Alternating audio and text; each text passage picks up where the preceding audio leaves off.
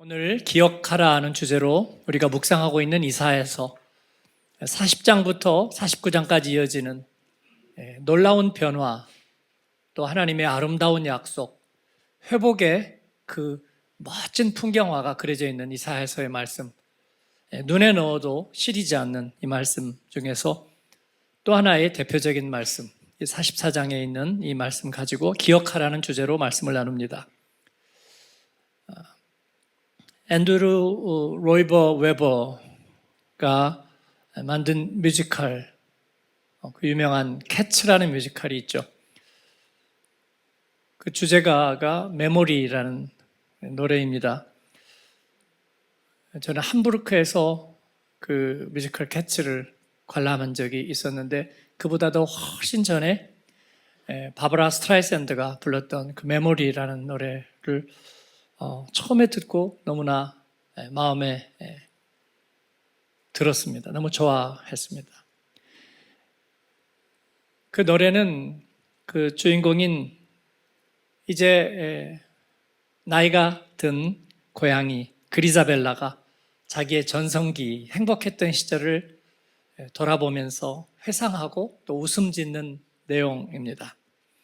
한 대목만 소개를 해드리면 Memory, all alone in the moonlight, I can smile at the old days. I was beautiful then. I remember the time I knew what happiness was.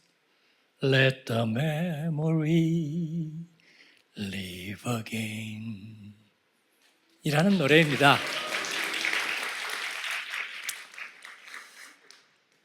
이 노래 가사가 여러분 다 알아들으셨을 거라고 생각하고요.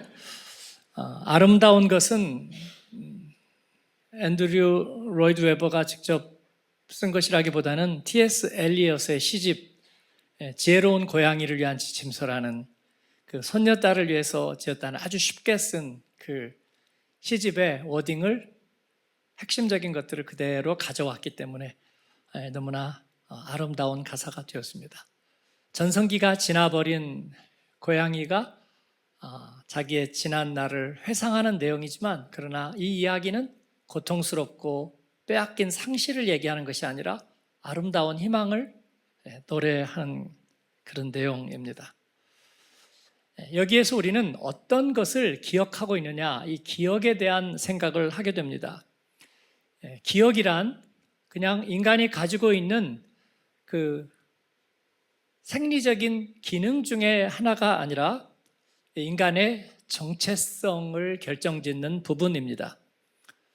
뿐만 아니라 공동체와 한 민족에게서 그들이 어떤 공통적인 기억을 가지고 있는가, 그리고 어떤 기억을 그들이 보존해 가는가 하는 것이 그들의 미래의 흥망을 좌우한다, 그렇게 볼 수도 있습니다.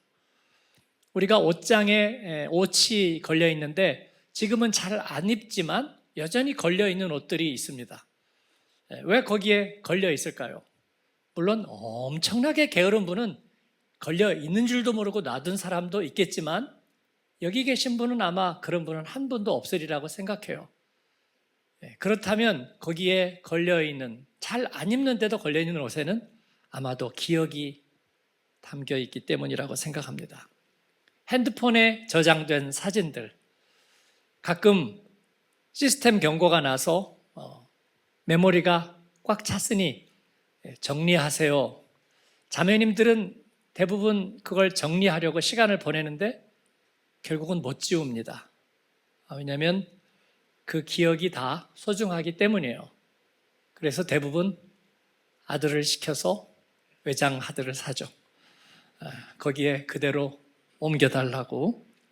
냉장고에 붙어있는 마그네틱도 우리가 겪었던 경험과 그 기억들을 얘기해주고 있습니다.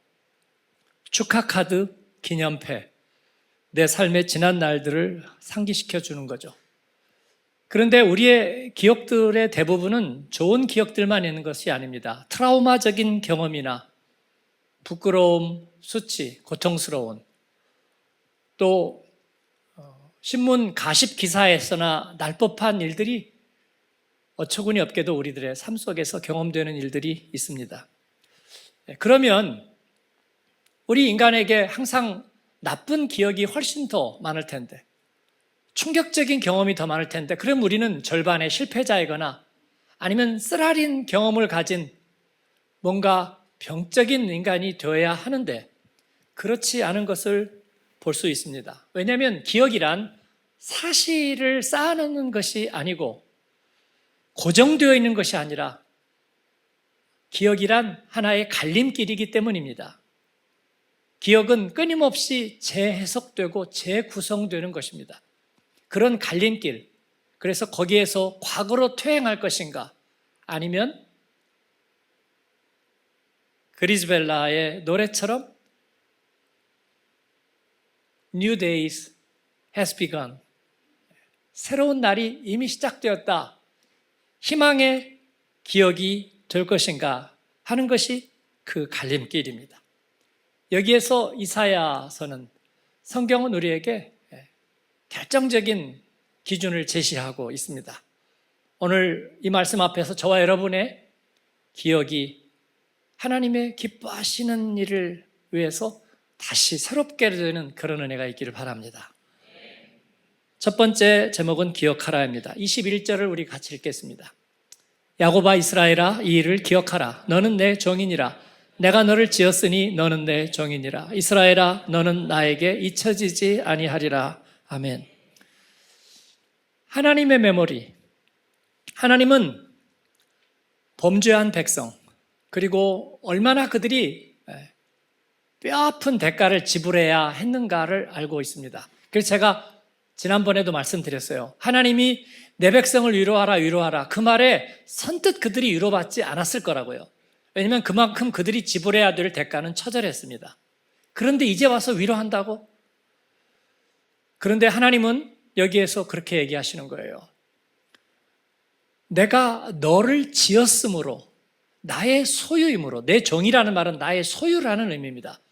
그러므로 너는 나에게 잊혀지지 아니하리라. 어미가 젖먹이를 잊어버리는 일이 없지만 설사 만에 하나 있을지라도 나는 너희를 잊지 아니하리라. 왜냐하면 하나님의 기억은 자신의 창조에 근거하고 있기 때문입니다. 하나님은 창조의 때에 그 생명을 위하여 헌신하기로 결정했습니다.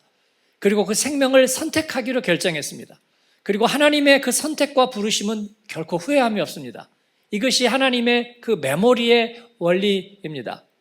가장 귀한 것을 선택하고 그리고 그 기억을 결코 잊어버리지 아니하겠다는 하나님의 작정, 하나님의 열심. 하나님은 자기가 하신 일을 부인할 수 없습니다. 비록 그들은 하나님을 잊어버리고 회의에 빠지고 우상숭배에 빠졌지만 하나님은 그들을 잊지 않으십니다. 하나님이 잊지 않으시는 이유는 뭘까요? 두고두고 그들을 미워하기 위해서, 그들이 자기를 어떻게 배신하고 떠났는지를 두고두고 생각하기 위해서 그렇지 않습니다.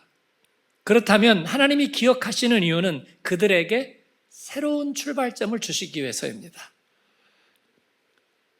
우리가 사람을 공감해야 된다고 얘기하잖아요. 예. 심리학에서도 상담에서도 공감 능력을 많이 얘기합니다. 지도자가 뭔가 무리수를 두면 대번에 얘기합니다.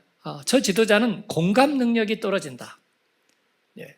그러면 공감이라는 건 뭘까요? 우리 자녀가 거짓말을 하고 일탈 행위를 하고 그릇된 행동을 하면, 그래, 나도 그랬고 너 때는 다 그러는 거야, 괜찮아, 잊어버려. 그게 공감일까요? 그럴 수 있어. 그러면 그 자녀는 그 말에 용기와 격려를 얻어서 잘못된 것을 다 잊어버리고 이제는 더 긍정적인 사람이 될까요? 제가 볼 때는 그렇지 않습니다. 왜냐하면 죄의식이란 사라지지 않는 법이기 때문입니다. 자기가 뭔가를 잘못한 것들을, 그리고 그로 인한 수치와 부끄러움과 그리고 두려운 마음들을 그대로 가지고 있습니다. 죄의식은 사라지는 법이 없습니다. 그런데 그것을 누가 무마해 주면 사라지지는 않는데 왜곡되는 것입니다. 왜곡되는 거예요. 그건 방향만 바뀌었을 뿐이지 그것은 해결되지 않았습니다. 공감이라는 것이 그의 잘못을 무마시켜주는 게 공감이라면 그것은 왜곡시키는 것입니다. 그래서 그것은 제대로 될 수가 없어요. 누군가가 공적 자금을 횡령했다면, 그런데 그것을 공감해 주었다면 그 사람은 거기에서 정직한 사람이 될까요? 왜곡된 것이고 잘못은 더 큰 잘못으로 나아갈 겁니다. 공감이란 그런 게 아닙니다. 자녀가 거짓말을 하고 일탈 행위를 했을 때 우리는 알고 있죠. 우리도 그런 경험이 있었지만, 그러나 우리가 하나님의 말씀을 배우고 또 좋은 선생님을 만나고 그런 좋은 계기들을 통해서 내가 성숙하고 나니까 그런 지난날의 부끄러움을, 그 잘못을 더 이상 범하지 않게 되었던, 이 아이도 그럴 수 있을 거야 라는 거죠. 그래서 네가 정직하게 너의 자신을 돌아본다면 너는 이것을 극복할 수 있어. 너는 그럴 수 있는 사람이야. 그 존재에 대해서 공감해 주는 거죠. 예. 너는 하나님이 사랑하시고 너는 새롭게 될 수 있는 분명하게 그러한 존재인 거야. 그러니까 두려워하지 말고 인정하고 받아들이고 그리고 다시 일어나는 거야. 여러분, 이게 공감인 줄로 믿습니다. 잘못을 공감하는 것이 아니라 잘못을 행한 그를 불쌍히 여기며 그 존재를 공감하는 거예요. 하나님은 자기가 창조하고 구원하고 자기가 헌신하고 대가를 치른 생명에 대해서 공감하시는 거예요.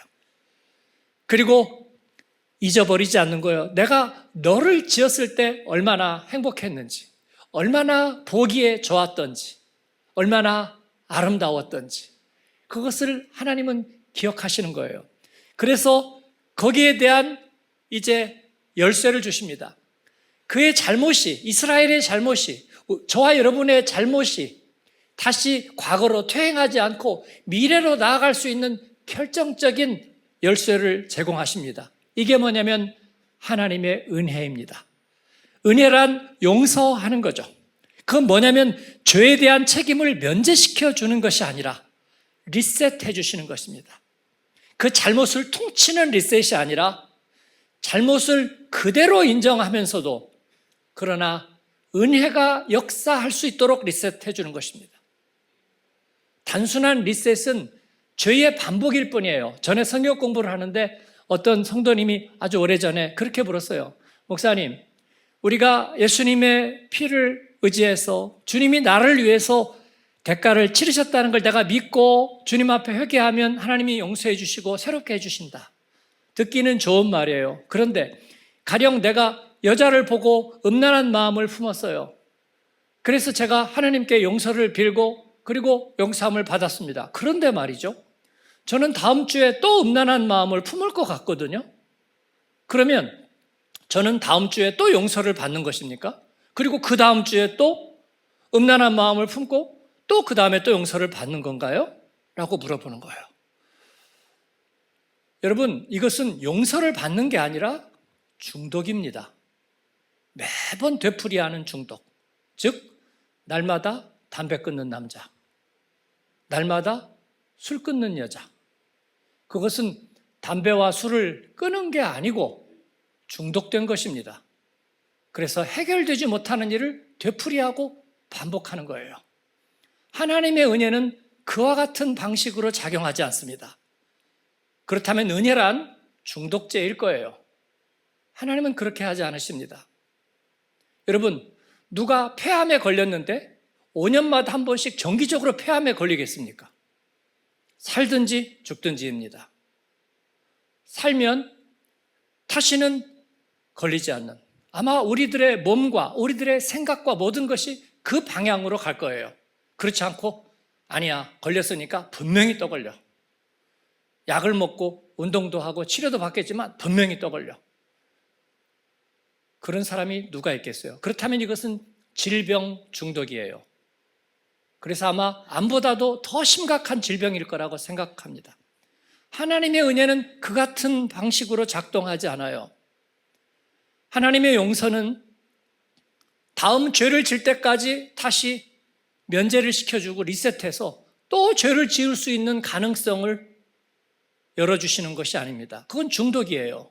죄 중독, 은혜 중독. 그렇지 않습니다.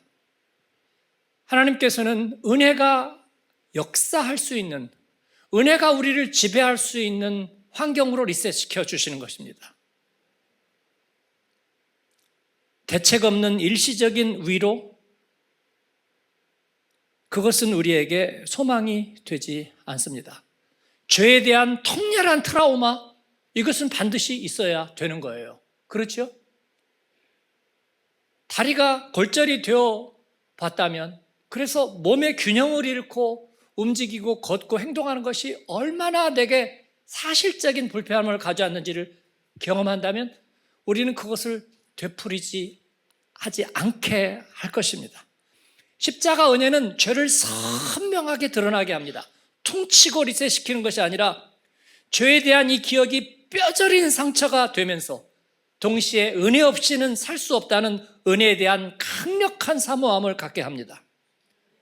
죄와 은혜는 중탕시키지 않습니다. 주일날 가서 참회의 시간에 잠깐 눈 감았으니까 세상에 나가서 그 다음에 나쁜 일을 해도 뭔가 퉁칠 거라는 생각은 틀렸습니다. 이것은 중독입니다. 그리고 중탕시키는 것입니다. 예수님은 그런 일을 저와 여러분에게 하지 않으셨습니다. 내가 은혜를 받고 내 과거에 죄인 되었던 것을 내가 무슨 메조키스트여서 폭로성 질병이 있어서가 아니라 나의 과거의 잘못을 드러내도 내가 부끄럽지 않은 것은 그 죄가 더 이상 내 안에 옛 병소처럼 흔적으로 남아는 있지만 그러나 더 이상 작동하지 않기 때문입니다. 그럼 뭐가 작동하는가? 하나님의 은혜가 작동하는 것입니다. 그래서 하나님께서는 하나는 기억하지 않겠다고 하고 하나는 기억하겠다고 하십니다. 기억하지 않겠다고 하는 것은 너의 그 정죄함, 죄 가운데 있었던 부끄러움과 상처를 나는 기억하지 않겠다고 말합니다. 기억하는 것은 네가 얼마나 소중한 존재였는지, 네가 어떻게 다시 출발할 수 있는지, 다시 열매 맺을 수 있는지 그걸 나는 기억하겠다고 말합니다. 그러기 위해서 우리는 그 하나님의 은혜를 사모해야 되는 줄로 믿습니다. 나의 부끄러움과 상처를 그대로 놓아두면서도 그게 더 이상 작용하지 않도록 하나님의 은혜를 더 사모하는 저와 여러분 되기를 바랍니다. 우리는 과거를 숨기고 이름 바꾸고 어디론가 스며드는 도피자가 아닙니다.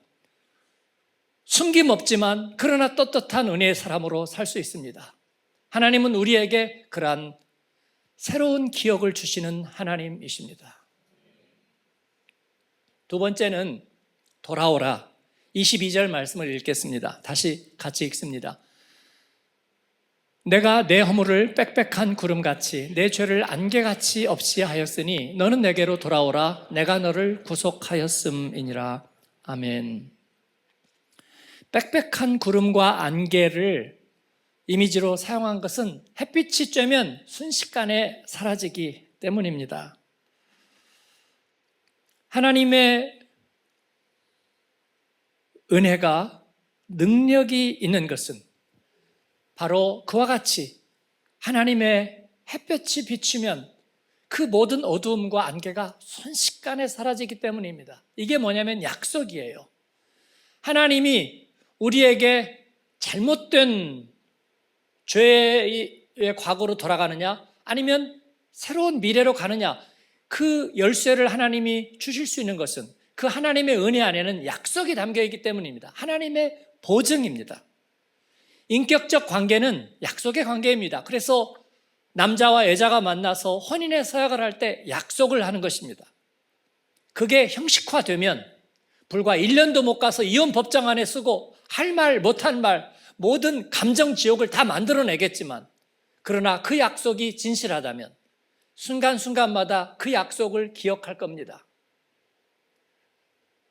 제가 자주 인용드리는 말처럼 옥스퍼드에 있는 C.S. 루이스의 생가에 가서 감동을 받는 것은 그가 전쟁터에서 만났던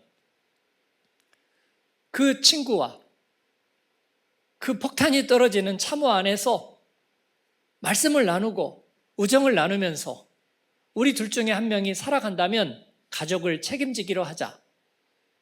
그 전우는 죽었습니다.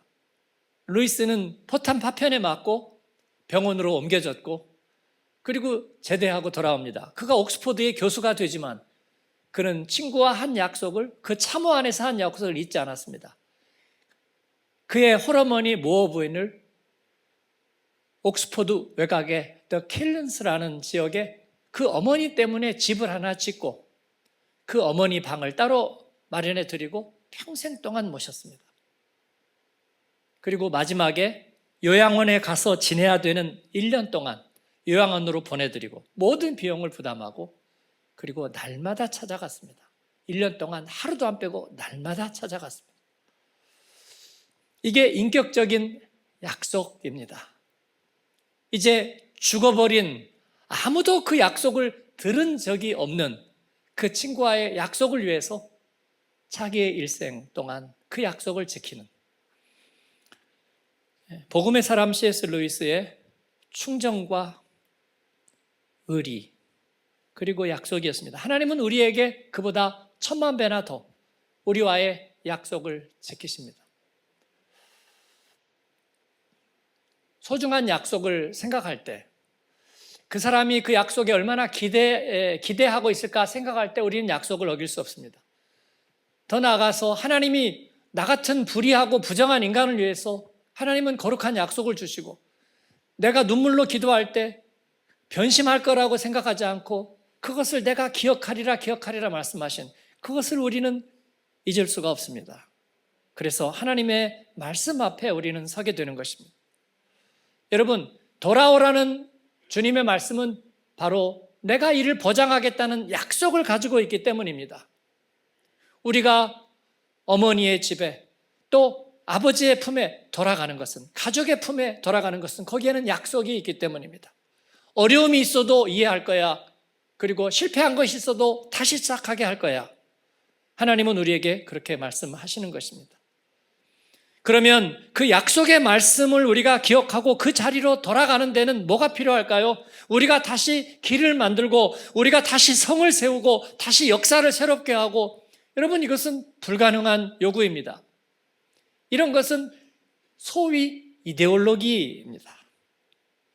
아니요, 하나님은 우리에게 그렇게 요구하지 않으셨고요. 그냥 이정표만 따라와. 예. 이정표를 하나 발견하면 아무리 험한 산길에서도 그 다음 이정표가 분명히 있으리라고 생각해요. 리본을 메어 놓든지 아니면 빨간색 페인트로 화살표를 그려 놓든지 아니면 조금 더 좋으면 팻말을 세워서 이정표가 있든지 이정표가 있을 거라고요. 하나님은 우리의 인생에 이정표를 세우셨습니다. 그러므로 그 길을 따라 돌아오려무나 우리는 아멘하고 그 길을 따라가면 되는 줄로 믿습니다. 그렇습니다. 저는 인류의 미래를 염려하는 것이 아니라 저희 아들이 어제 유럽의 경제와 독일의 경제가 걱정된다고 그래서 아들아, 그래도 이번 달과 다음 달만 생각하자. 하나님이 그 다음은 열어주시리라. 네, 성실하고 진실한 사람은 그렇게 살면 되는 것입니다. 그런데 우리가 그 이정표를 따르지 못하는 것은 미래에 대한 어떤 염려가 있어서가 아니라 마음이 강팍해져서입니다. 마음이 강팍해지면요, 그건 마음이 높아진 것입니다. 낙심한 사람은 마음이 교만해진 거하고 똑같습니다. 스스로 지혜 있다고 생각하고 스스로 염려하고 해결하려고 해요. 그래서 하나님의 약속에 응답하지 못하는 거예요. 사랑하는 여러분, 하나님의 약속의 말씀에 응답하고 발이 사슴과 같이 가볍게 주님을 따르는 저와 여러분 되기를 바랍니다. 주님께서는 우리의 기억을 새롭게 하실 것입니다. 마지막은 기뻐하라입니다. 23절을 같이 읽겠습니다. 여호와께서 이 일을 행하셨으니 하늘아 노래할지어다, 땅의 깊은 곳들아 높이 부를지어다, 산들아 숲과 그 가운데의 모든 나무들아 소리내어 노래할지어다. 여호와께서 야곱을 구속하셨으니 이스라엘 중에 자기의 영광을 나타내실 것임이로다. 아멘. 구속이란 말은 꼬엘이란 말이죠. 성경에 있는, 물론 히브리어입니다만 성경에 있는 말 중에 제가 제일 좋아하는 말입니다. 하나님은 우리의 구속자, 꼬엘. 이 말은 자기가 값을 치르신다는 것입니다. 우리 어머니처럼 값을 자기가 대신 치른다는 것입니다. 기쁨으로 아들을 위해서 값을 치르는 거예요. 하나님은 우리를 위해서 값을 치르시겠다고 하십니다. 이것이 구속자입니다. 단순한 호의, 선심, 과분한 친절 같은 것과는 류가 다른 존재적인 것입니다. 내가 나의 존재로 빚을 갚으마. 이게 하나님이 우리의 구속자가 되신다는 거예요. 그래서 이 말씀 안에는 여러분 어떤 기운이 느껴집니까? 어떤 기운, 기세가 느껴집니다. 그건 뭐냐면 약간 활력, 살아나는 거, 생동감, 기쁨, 충만함. 인간의 삶 안에는요, 이 우주 안에는 보이지 않는 에너지가 있습니다. 대기권에 있는 흑암 에너지처럼 부정적인 에너지가 있고요, 생명이 살지 못하는 미움, 분노, 절망, 낙심, 그런 것은요, 그런 에너지입니다. 누구 때문에 미워하고 무엇 때문에 분노하고 무엇 때문에 절망했다고요? 아니요, 그거는 이유에 불과합니다. 그런 게 없어도 미움은 미움을 낳고 분노는 분노를 낳고 절망은 절망을 낳고 낙심은 낙심을 낳습니다. 그것은 비활성화된 에너지입니다. 우리는 그 안에서 생명이 꽃피울 수가 없어요. 그러나 반대 에너지가 있습니다. 기쁨, 감사, 만족, 행복, 이것은 활성화된 에너지예요. 그런데 놀라운 비밀이 하나 있습니다. 우리가 은혜 없이 살 때 보니까 우리 안에 참된 활성화된 에너지가 없었다는 거예요. 경험은 있는데 그 경험은 언제나 데자뷰이고, 나에게 지식과 정보는 있는데 그러는가 불안과 두려움은 점점 커지는 거예요. 비관적인 전망이 점점 나를 엄습하는 거예요. 그래서 활성화된 에너지가 없었어요. 그런데 은혜를 경험하면서 보니까 피곤이 금방 씻어져요. 불로 장생한다는 얘기는 아닙니다. 하나님이 주신 생명이 금방 회복되는 거. 그래서 제가 은혜 받는 자리에서는 졸지 말라고 하는 거예요.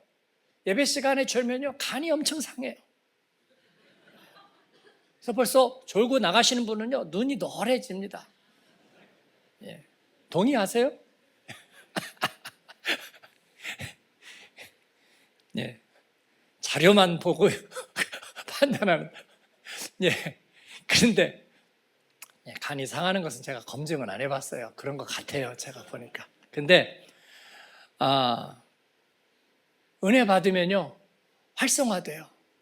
그래서 웃음이 생기고 마음이 편안해지고 그리고 활력이 생기는 거예요. 제가 운전하면서 피곤하면 졸리는 습관이 있었어요. 저는 그렇다고 단정을 지었어요. 나는 몸이 뻣뻣해지고 장거리 운전은 싫어.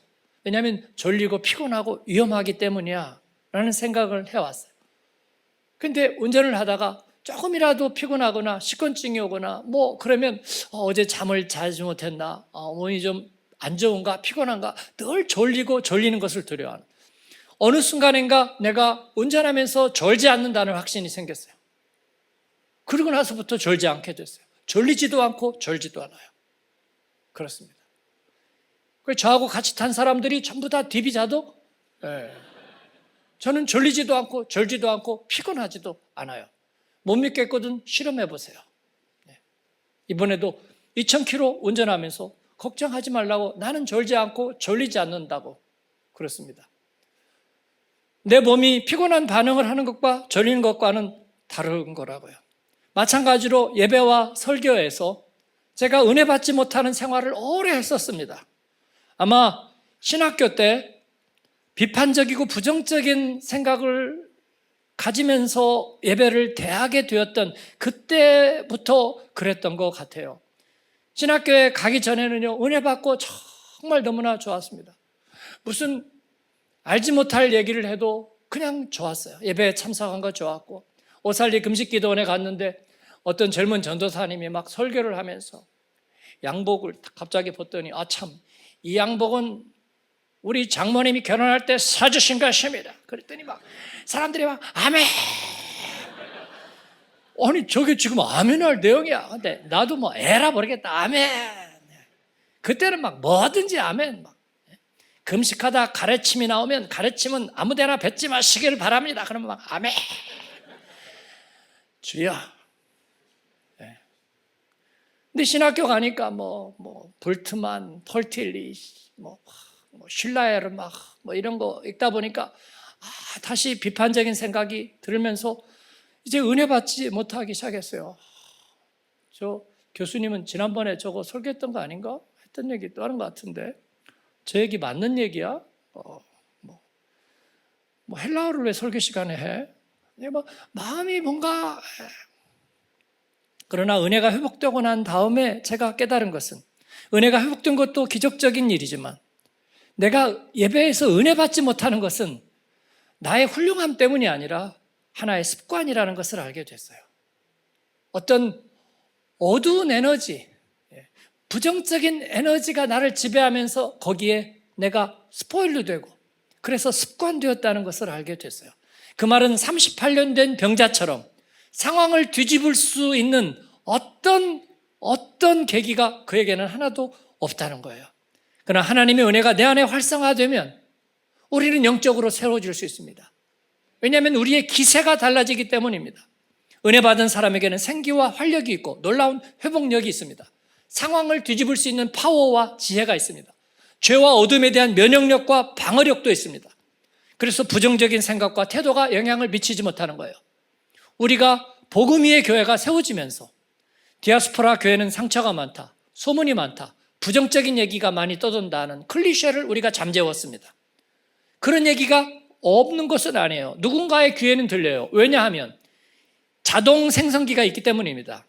부정성이란 자동 생성기를 가지고 있습니다. 그래서 이 사람이 기억하고 이 사람이 니은했는데 이 사람의 니은과 이 사람의 기억을 가지고 부정적인 소문을 만들어냅니다. 그래서 거기에 휘말리는 사람은요, 내 안에 건강함이 떨어진 거예요. 건강한 사람들은 그런 얘기 듣는데 들리지가 않습니다. 이런 얘기 들은 적 있어요? 아니요. 왜 그런 거 신경 쓰세요? 아무도 듣지 않는 거예요. 그래서 우리 공동체가 건강한 이유인 줄로 믿어요. 그렇습니다.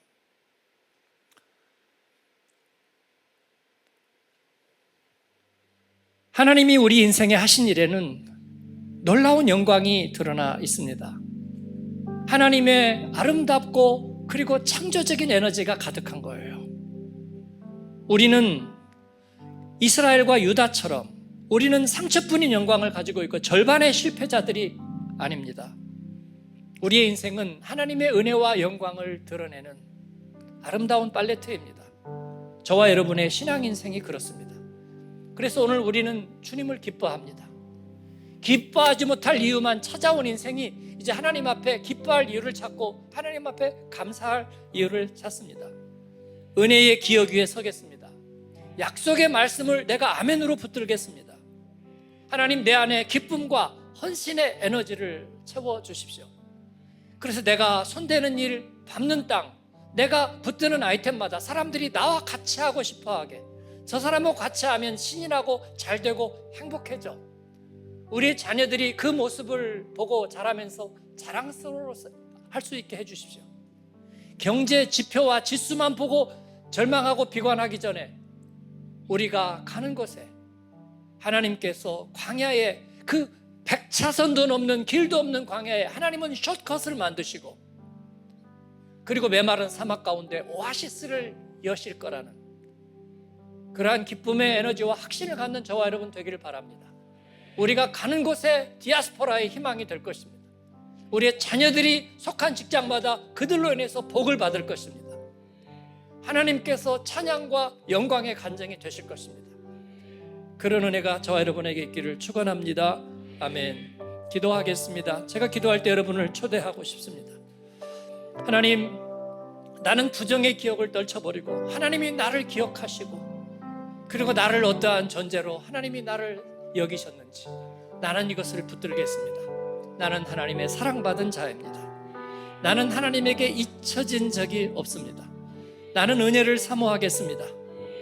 그리고 길을 잃을 때 전심으로 이정표를 보고 약속을 믿고 돌아가겠습니다. 하나님 편에 돌아서고 하나님 내 안에 주님의 기쁨이 가득하도록 내 마음에 하나님을 찬송함이 멈추지 않도록 하나님, 내 안에 그 하나님의 놀라운 행복한 에너지가 가득 차기를 소원합니다. 그런 분은 일어나서 주님 앞에 마음을 정하고 기도하시면 좋겠습니다.